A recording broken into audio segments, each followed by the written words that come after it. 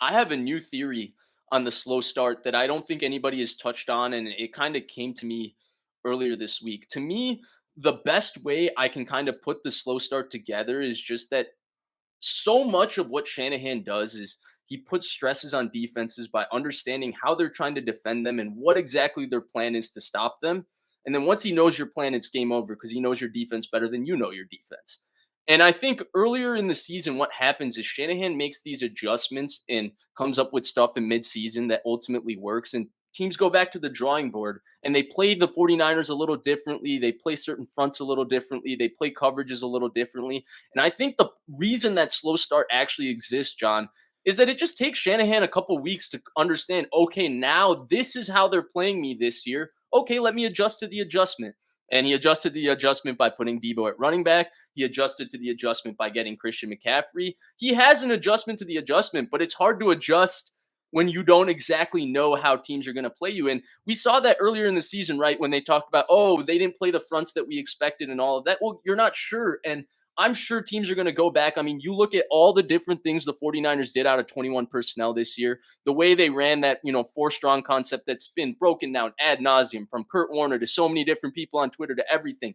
But, that concept is so simple, right? With a backside isolated route, a flat, a bubble, and you have a corner. And they packaged it up in so many different ways. And I'd implore everybody to watch Kurt Warner's breakdown because it gives you the idea of exactly what I'm talking about. And you get the visual, which is better than what I'm talking about.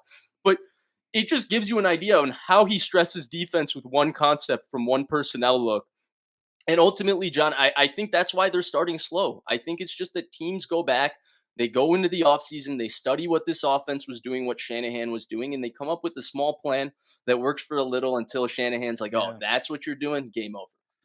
It's funny. You talk about the four strong concept. One of the best coaching conferences I ever went to, and I can't stand this guy. I'm not a fan at all. One, I'm a Longhorn. Hey, what's up, man?